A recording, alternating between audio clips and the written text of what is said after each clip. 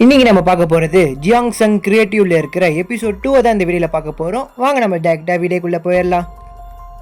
படத்தோட ஸ்டார்டிங்கே டாக்டர் இசீரோவை காட்டுறாங்க.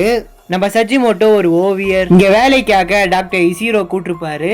நான் சொல்ற ஆராய்ச்சிகள் எல்லாத்தையுமே நீ ஒரு நோட்ல பதிவு பண்ணி வைக்கணும். பதிவுனா எப்படி அப்படின்ட்டு சஜிமோட்டோ கேட்க, அப்ப நம்ம சஜிமோட்டோவை ஒரு எக்ஸ்பெரிமெண்ட் பண்ற இடத்துக்கு கூட்டு போகிறாரு. இவர் தான் புதுசா இங்க வேலைக்கு வந்திருக்க ஒரு ஆர்டிஸ்ட். இவருக்காக நம்ம ஒரு எக்ஸ்பெரிமெண்ட் பண்ணுவோம் சொல்லிட்டு அப்ப உயிரோட இருக்கிற மனுஷனோட வயித்தை கிழிக்கிறதுக்காக போவாங்க. தயவு செஞ்சு எனக்கு உயிர் பிச்சை கொடுங்கன்னு சொல்லி கெஞ்சுவான். இருந்தாலும் அவனோட வயித்தை கிழிச்சு உள்ள இருக்க பொருட்கள் தான் எடுக்கிறாங்க. இத பார்த்த சஜிமோட்டோக்கு ஒப்பாம வெளியில வந்து வாந்தி எடுக்கிறாரு. அதுக்கப்புறம் சஜிமோட்டோவும் ஒரு ரூம்ல உக்காந்தி தேவையில்லாம இந்த வேலைக்கு வந்துட்டேன்னு சொல்லிட்டு அழுதுட்டு இருப்பாரு. அப்போ ஒரு லேடி சஜிமோட்டோ இருக்கிற ரூமுக்கு வருவாங்க. அப்ப அந்த லேடியுமே அழுதுட்டே இருக்காதப்பா, இது கஷ்டமா தான் இருக்கும், ஆனா இது உனக்கு கூடிய சீக்கிரத்துல பழகிரும் அப்படின்ட்டு ஒரு அட்வைஸை கொடுத்துட்டு அந்த இடத்த கிளம்பிடுவாங்க. அப்ப சஜிமோட்டோ வெளியில வந்து அந்த லேடி எங்க இருக்காங்கன்னு சொல்லி ஜெயில தேடிட்டு இருப்பான். அப்ப அவன் அந்த லேடிய பாக்குறான். பார்த்தா அவங்க மண்டையில இருந்து நரம்பெல்லாம் பிச்சுட்டு வெளியில வந்து அப்படியே அவங்களோட மூஞ்செல்லாம் ஒரு மாதிரி அழுகி போகிற மாதிரி ஆக பார்த்தா பிரசன்ட்ல சஜிமோட்டோவை ஏதோ நீட்டா பெரிய கை வந்து அட்டாக் பண்ணுது. பார்த்தா அது ஒரு பெரிய மான்ஸ்டர்.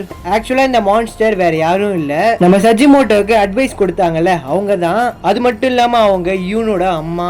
அப்படியே சீனை கட் பண்ண அந்த செல்ல யூனும் அவங்களோட அம்மாவோட போட்டோ வச்சுட்டு சோகமா உட்காந்துட்டு இருப்பா. அப்ப அந்த இடத்துல யூனோட அப்பா வருவாரு. அப்ப யூன் கேப்பா, இந்த வேலை நம்ம செஞ்சுதான் ஆகணுமா? காரணம் இல்லாம எதுக்காக அந்த வேலையை மறக்கணும்? நம்மளால காணாம போன பொண்ணுங்க கிடைப்பாங்க. நம்மளுக்கு சஜிமோட்டோவை பத்தி தெரிய வரும். அது மட்டும் இல்லாம உன்கிட்ட நான் ஒரு முக்கியமான விஷயம் கூட சொல்லணும். இந்த ஒரு வேலை மட்டும் தான் நம்ம 2 பேருமே ஒன்னா செய்ய போறோம். அதுக்கப்புறம் நீ உன்னோட வீட்டுக்கு போயிரு. உங்க அம்மாவை கண்டுபிடிச்சு கூட்டு வர்றது என்னோட பொறுப்பு. நீ அந்த ஒரு பாரத்தை சுமக்க வேணாம், இதை நானே பாத்துக்கிறேன் அப்படின்ட்டு யூனோட அப்பா சொல்லுவாரு.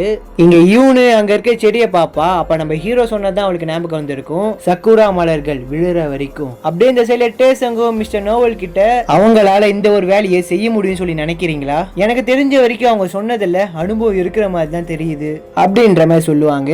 இங்க யூனு தகவலை சேமிக்கிறதுக்காக இஷிகா வீட்டுக்கு பாத்தீங்கன்னா கண்காணிக்கிறாங்க. ஆனா இஷிகாவோட ஒய்ஃப் யுகிகோ மேடா பாத்தீங்கன்னா ஒருத்தவங்க கிட்ட செய்தியை கொடுத்து அனுப்பி விடுறாங்க. அதை பார்த்தீங்கன்னா நம்ம யூன் பார்த்துருவா.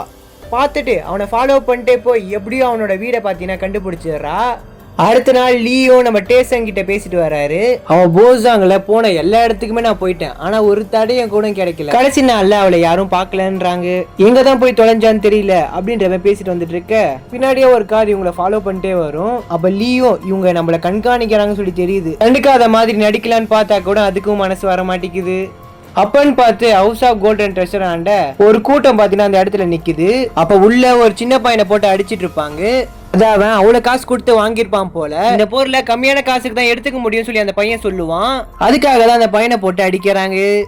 அப்ப அந்த இடத்துக்கு நம்ம டேஸ்டங்க வந்து அந்த பொருளை வாங்கி இது வெறும் சாதாரண ஜாடை மாதிரி தான் இருக்குது, அதுக்கு அவனுக்கு இதை நான் 100 ரூபான்னு கொடுத்து வாங்கினேன் அப்படின்ற மாதிரி சொல்ல, 10 காசு கூட தேராத அந்த பொருளுக்கு 100 ரூபான்னு கொடுத்து வாங்கியிருக்க, உன்னை யாரோ ஒருத்தவன் இழிச்சவன் என ஆக்கியிருக்கான். இது எல்லாமே போலீஸ் ஸ்டேஷனை தான் விசாரிக்கணும், அடகு கடையில இல்ல.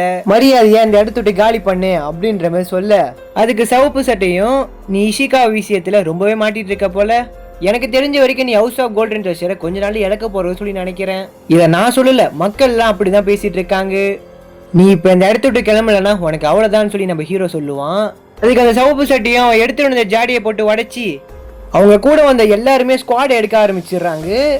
பார்த்த மிஸ்டர் ஸ்னோவலும் கன் எடுக்க, லீயோ 2 கன் எடுத்துட்டு வந்து அவங்க முன்னாடி வந்து நீட்டுவாரு. அது மட்டும் இல்லாம அந்த சின்ன பையனை ஒரு கன் எடுத்துட்டு வந்து நீட்டுவான். பார்த்தல மரியாதையா இந்த இடத்த விட்டு கிளம்பு, இன்னொரு வாட்டி இந்த இடத்துக்குள்ள வந்தானா உயிரோட வெளியில போக மாட்டேன்னு சொல்லி மிரட்டி அனுப்பி விடுவான். அதுக்கப்புறம் எல்லாரும் அந்த இடத்த விட்டு கிளம்பிடுறாங்க. இன்னும் மட்டும் நம்ம கவனமா இருக்கணும், மியாங்ஜாவை கண்டுபிடிக்கலனா இந்த மாதிரி பிரச்சனை தான் வந்துட்டு இருக்கோம் அப்படின்ற மாதிரி சொல்ல, அப்ப மிஸ்ஸஸ் ஸ்னோவலும் டேசங் கிட்ட வந்து அவங்க 2 பேரும் மியாங்ஜா எங்க கடைசியா போனோம்னு சொல்லி கண்டுபிடிச்சிட்டாங்க. அப்ப டேசங்கோ என்ன அப்படின்ட்டு ஷாக்கிங்கா கேட்பாரு. அதுக்கப்புறம் அவங்க 2 பேருமே உட்கார வச்சு பேச, 7 நாளைக்கு முன்னாடி மியாங்ஜா கூட்டு போன ரிஷாக்காரனை கண்டுபிடிச்சோம். அப்ப லீ குறுக்குல வந்து இதுக்கு வாய்ப்பே இல்ல, அந்த ஸ்பிரிங் மூன் வேலை செய்யற எல்லா ரிஷாக்காரங்கிட்டையும் நான் பேசிட்டேன், ஒரு ஆள் விடாம எல்லார்கிட்டையும் விசாரிச்சிட்டேன், ஆனா தெரியலன்ற மாதிரி தான் சொன்னாங்க. அப்ப யூன் அப்பாவும் அவன் ஸ்பிரிங் மூன் ஆள்ல வேலை செய்யறவன் இல்ல. அப்ப யூனோ இன்னத்த அவரு செத்துருப்பான்னு நீங்க சொன்னீங்க, யாருக்கு அந்த நோக்கம் இருக்குன்னு சொல்லி யோசிச்சு பார்த்தோம். ஒருத்தர் தான் அது கூட மேட்ச் ஆனாங்க. அது வேற யாரும் இல்ல, யுகிகோ மேடா. ஃபர்ஸ்ட் அந்த பொண்ணை மேடா வீட்டுக்கு கூட்டு போயிருக்காங்க. அடுத்து 30 நிமிஷம் கழிச்சு ஓன்சான் ஹாஸ்பிட்டலுக்கு கூட்டு போயிருக்காங்க. நல்லா தெரியுமா அப்படின்ட்டு நம்ம ஹீரோ கேட்க, அப்ப நேத்து நைட்டு நம்ம யூனும் அவங்களோட அப்பாவும் சேர்ந்து அந்த பொண்ணை கூட்டு போன ரிக்ஷாக்காரனை அவனை தொங்க விட்டு விசாரிச்சிருப்பாங்க. அவனும் ஓன்ஜோங் ஹாஸ்பிட்டல் தான் சொல்லியிருப்பான். அப்ப அவ இன்னும் அங்கதான் இருக்கான்னு சொல்லி நினைக்கிறேன். அப்ப உடனே லீவும் ஏதோ இருக்குதே அப்படின்னு சொல்லிட்டு, அது ஒன்றும் சாதாரணமான ஒரு ஹாஸ்பிட்டல் கிடையாது. அதுக்குள்ள போகணும்னா ஜப்பானீஸ் ராணுவத்துல இருக்கணும், போலீஸா இருக்கணும், இல்லைன்னா அரசு அதிகாரியா இருக்கணும். ஒரு சாதாரண பொண்ணால எப்படி உள்ள போக முடியும் அப்படின்ட்டு லீக்குள்ள ஒரு சந்தேகம் இருக்குது. அதுக்கு டேசங்கம் யுகிகோ இதுக்கான வேலையை பார்த்துருக்கலாம்ல அப்படின்ட்டு நம்ம ஹீரோ சொல்லிட்டு உடனே அவனோட லாக்கர்ல இருந்து காசு எடுத்துட்டு அவன் ஃப்ரெண்டை பார்க்க போகிறான். போய் அந்த பணத்தை கொடுத்துட்டு, நான் அந்த பொண்ணை கண்டுபிடிக்கணும், இல்லைன்னா என்னோட லைஃபே போயிடும், உன்னோட அடையாள அட்டை எனக்கு வேணும் அப்படின்ட்டு அவன் ஃப்ரெண்டு கிட்ட கேட்பான். உனக்கு இல்லாததா அப்படின்ட்டு அந்த அட்டையை இவன் கையில எடுத்து கொடுக்கறான். வேலை முடிஞ்ச உடனே அந்த அட்டையை எடுத்து வந்து கொடுத்துரு அப்படின்ற மாதிரி சொல்றான். அந்த அட்டையை எடுத்துட்டு வந்து லீ கிட்ட காட்ட, சரி அவங்க 2 பேரும் எங்க அப்படின்ற மாதிரி கேட்க, அப்பன்னு பார்த்து 2 பேரும் அந்த இடத்துக்கு வருவாங்க. இவனோட காஸ்டியூமை பார்த்து நம்ம ஹீரோக்கு ஒரு மாதிரி அட்ராக்ஷன் ஆயிருது. அதுக்கப்புறம் எல்லாருமே கார்ல ஏறி போக ஆரம்பிக்கிறாங்க. அதுக்கப்புறம் என்ட்ரன்ஸ் கிட்ட போன உடனே அப்ப அங்க இருக்கிற சோல்ஜரும் அடையாள அட்டையை கேட்பான். அப்ப லீயும் அந்த அட்டையை எடுத்து கொடுக்க, இவர் தான் எங்களோட தலைவர், இவர் தான் அந்த வீட்டுல மூத்த புள்ள. அந்த சோல்ஜரும் சரி இருக்கட்டும், பின்னாடி இருக்கவங்க 2 பேர் யாருன்ற மாதிரி கேட்பான். அப்ப லீயும் அவங்க தான் நம்ம சேரை கட்டிக்க போற ஒய்ஃப், கூட இருக்கிறது அவங்களோட மாமனார். ஸோ நீங்க சீக்கிரமா உள்ள விட்டீங்கன்னா பாக்குறவங்கள பாத்துட்டு வந்துடுவேன், லேட்டா வந்தா அவர் திட்டுவாரு. அதுக்கு அந்த சோல்ஜரும் அவனை உள்ள விட்டுறாங்க. இங்க இஷிகா கிட்ட அந்த சோல்ஜரும் அவன் ஓன்ஜாங் ஹாஸ்பிட்டலுக்கு போயிருக்கான், அதுக்குள்ள எதுக்கு போனான் அப்படின்ட்டு நம்ம இஷிகா யோசிச்சுட்டு இருப்பாரு. இந்த சைட்ல அந்த 3 பேருமே ஹாஸ்பிட்டல் உள்ள உக்காந்துட்டு இருக்க, அப்ப சைட்ல பார்த்தா எல்லா ஃபைல்ஸும் இருக்கிற ஒரு ரூம் இருக்கும். அதை பார்த்த யூனும் அந்த இடத்துக்கு கிளம்பி போகிறாங்க. உடனே நம்ம ஹீரோவும் எழுந்து வந்து அங்க இருக்கவங்க கிட்ட, இன்னைக்கு நான் கக்காஷியை பார்க்கறதுக்காக அப்பாயின்மெண்ட் வாங்கிட்டேன், இருக்காங்களான்ற மாதிரி கேட்கறான். ஸோ ஹீரோவோட ஃப்ரெண்டு முன்னாடியே சொல்லிருப்பான், கக்காஷி வேலைக்கிழமை மதிய நேரத்துல டென்னிஸ் விளையாட போயிருவாரு, ஸோ பார்க்க முடியாது அப்படின்ற மாதிரி சொல்ல, அதை பயன்படுத்தி நம்ம ஹீரோவும் அவங்க இருக்காங்களா பாருங்க சொல்லி ஒரு பேச்சை போடுறான். அப்போ உடனே நம்ம லீயும் வயிற்று வலிக்குதுன்னு சொல்லி ஒரு ஆக்ஷனை போட ஆரம்பிக்கிறான். உடனே அங்க இருக்க எல்லா நர்ஸுகளையும் நம்ம லீயை பார்க்கறதுக்காக வந்துடுறாங்க. அவருமே படுத்துக்கிட்டு வயிற்று வலியில துடிச்சிட்டு இருக்கவே ஆக்ஷனை போடுறாரு. இதை பயன்படுத்தி நம்ம யூனும் அந்த ரூம்குள்ள போயிடுறாங்க. இது எல்லாத்தையுமே பின்னாடி வேலை செய்யற ஒருத்தன் பார்த்துட்டு இருப்பான். இவங்களும் உள்ள போய் அங்க இருக்க ஃபைல் எல்லாத்தையுமே செக் பண்ணிட்டு இருப்பாங்க.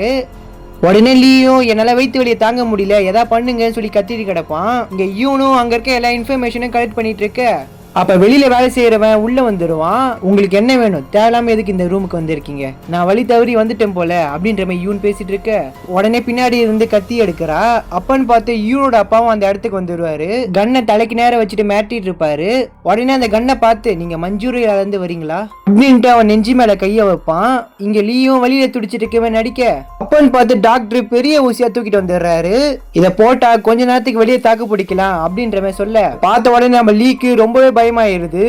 அந்த ஊசி போடவே ஒத்துக்க மாட்டேங்கிறாரு. நம்ம ஹீரோவும் அவங்க வெளியில வராங்கன்னு சொல்லி பார்த்துட்டு இருப்பான். லீயும் என்னை காப்பாத்துங்க அப்படின்ற மாதிரி கெஞ்சிட்டு கிடப்பான். உடனே அவங்க 2 பேருமே வெளியில வர, நம்ம லீயும் அதை பார்த்துட்டு உடனே வலி போன மாதிரி நடிக்க ஆரம்பிச்சிடுறான். நீங்க என்ன பண்ணீங்க சொல்லி தெரியல டாக்டர், ஆனா வலி போயிருச்சு அப்படின்ட்டு எல்லாருமே அந்த இடத்த விட்டு பாத்தீங்கன்னா கிளம்பிடுவாங்க. இங்க ஜெயிலோட பாட்டம்ல அங்க இருக்க எல்லா போலீஸுமே எல்லாருமே கொண்டு போட்டுருது அந்த மிருகம். அப்ப என்ன மட்டும் காப்பாத்துங்க சொல்லி ஒருத்தன் நவுந்து வந்துட்டு இருக்க, உடனே அவனை பிடிச்சி ஜெயிலுக்குள்ள பாத்தீங்கன்னா இழுக்க ஆரம்பிக்குது. இதெல்லாம் பார்த்த இன்னொரு சோல்ஜரும், ஆர்டர் கொடுங்க சார், அந்த மிருகத்தை சூட இதுக்கு கட்டவும் கொஞ்சம் வெயிட் பண்ணுங்க அப்படின்ற மாதிரி சொல்லுவான். இங்க அந்த மிருகம் அந்த சோல்ஜரோட மண்டியை பிடிச்சி சாவடிச்சிருது. இதை பார்த்த இன்னொரு சோல்ஜரும் சுட்டுக்கிட்டே போவான். பார்த்தா அவனோட வயிற்ற கிழிச்சி சாக அடிச்சிருது. இங்க நம்ம ஹீரோவும் எதுக்காக நீங்க காத்துட்டு இருக்கீங்க, நம்ம போலாமான்ற மாதிரி கேட்க, இந்த ஜெயிலோட பார்டர்ல நிறைய பேர் அடிச்சு வச்சிருக்காங்க சொல்லி தெரிய வந்திருக்கு, சோ அதை கண்டுபிடிக்கிறதுக்காக இனி நைட் இங்க தங்க போறோம் அப்படின்ற மாதிரி சொல்ல, நம்ம ஹீரோ பாத்தீங்கன்னா அதுக்கு ஒத்துக்க மாட்டேங்கிறான். அப்பன்னு பார்த்து ஒருத்தன் உள்ள வருவான். வந்து அந்த இடத்துல மிலிட்ரி ஃபோர்ஸ் இன்னும் அதிகப்படுத்திருக்காங்க, சோ இன்னைக்கு போயிட்டு அடுத்த நாள் வாங்க அப்படின்ற மாதிரி சொல்லுவான். உடனே யூனோட அப்பா வந்து, இன்னைக்கு நைட்டே இதை முடிச்சாகணும், நீ போகிறதுக்கான வழியை மட்டும் காட்டு, மற்றதெல்லாம் நாங்க பாத்துக்கிறோம் அப்படின்ற மாதிரி சொல்லுவாரு. அப்ப டேசங்கோ, முன்னாடி உன்னை நாங்க பார்த்ததே கிடையாது, யாரா நீ அப்படின்ற மாதிரி கேட்க, உடனே கையை எடுத்து நெஞ்சு மேல வச்சுப்பான். அப்பதான் அது என்னன்னு சொல்லி நம்ம லீக்கு தெரிய வருது, தேசப்பற்றாளரோட கூட்டம்னு சொல்லி தெரிய வருது. அதுக்கப்புறம் யூனோ அந்த இடத்த விட்டு கிளம்புவா.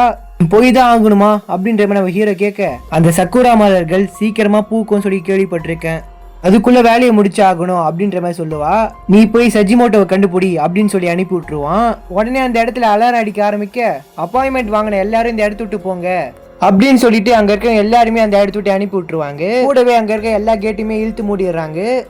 ஸோ இங்க ஜெயிலோட பாட்டம்ல அங்க இருக்க எல்லா சோல்ஜரும் நைட்ரஜன் கேஸ் எடுத்து அந்த மிருகத்து மேல அடிக்க ஆரம்பிக்கிறாங்க. ஸோ அதை அடிச்சாதான் மயக்கமே ஆகும். அதை ஒரு கதவுல போட்டு அடிச்சு ஒரு இடத்துக்கு பாத்தீங்கன்னா கூட்டு போக்குறாங்க. அந்த அடைச்சி வச்சிருக்கிற இடத்துல பாத்தீங்கன்னா நைட்ரஜன் கேஸ் உள்ள போயிட்டே தான் இருக்குது. அப்போ அதோட உடம்புல இருந்து பனிக்கட்டி மாதிரி குட்டி குட்டியா பாத்தீங்கன்னா எல்லா இடத்துமே ஸ்ப்ரெட் ஆகுது. அதை பாத்தீங்கன்னா ஒரு பொண்ணு கையில தோடுறா.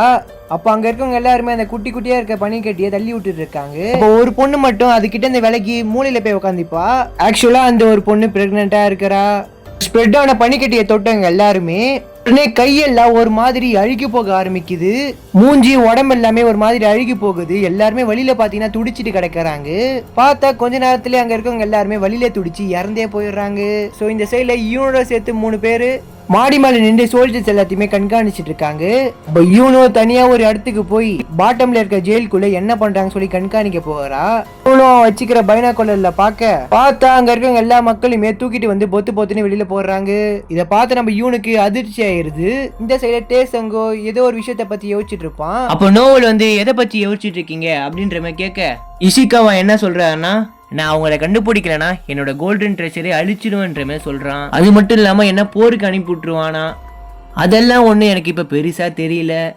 ஆனா அதை பத்தி கவலைப்படாம அந்த பொண்ணை பத்தியே கவலைப்படுறனே ஏனே தெரியல அப்படின்ற மாதிரி நோவல் கிட்ட சொல்ல, அவங்க நீங்க சொன்ன வேலையை பாக்குறாங்க, நீங்களும் அவங்க சொன்ன வேலையை பாக்குறது தானே சரியா இருக்கும் அப்படின்ற மாதிரி டேசன் கிட்ட நோவல் சொல்ல, உடனே டேசன் வெளியில போகிறாரு. போய் இவங்களை கண்காணிக்கிற போலீஸ் ஆபீசர் கிட்ட, நான் சொல்றதை எழுதிக்கோ, சஜிமோட்டோ 30 வயசு தொட்ட ஒரு ஓவியர், யாராச்சும் இவனை பார்த்தாங்களா சொல்லி கேட்டு விசாரி அப்படின்ற மாதிரி சொல்லிட்டு போவான். இங்க சஜிமோட்டோவும் ஒரு பார்ல உட்காந்துட்டு ஏதோ பாத்தீங்கன்னா வரைஞ்சிட்டு இருப்பாரு. பார்த்தா அது யூனோட அம்மா. நீ வரையது ரொம்பவே நல்லா இருக்கு, யார் அந்த லேடி அப்படின்ற மாதிரி அங்க இருக்கவங்க கேட்க, பார்த்தா நிறைய சோல்ஜர்ஸ் அந்த ஹாஸ்பிட்டல் கிட்ட வந்து நிக்கிறாங்க. பார்த்தா அந்த ஹாஸ்பிட்டலுக்குள்ள போக கூடாதுன்னு சொல்லிட்டு தடையும் போட்டாங்க. எல்லாத்தையுமே அந்த சின்ன பையன் பார்த்துட்டு வந்து நம்ம டேசன் கிட்ட சொல்ல, யாராலையும் உள்ளே நுழைய முடியாது, வெளியிலும் வர முடியாதான், நிறைய ஃபோர்ஸை போட்டாங்க அப்படின்ற மாதிரி சொல்ல, உடனே டேசங்கும் படிக்கட்டில் ஏறி கீழே போவான்.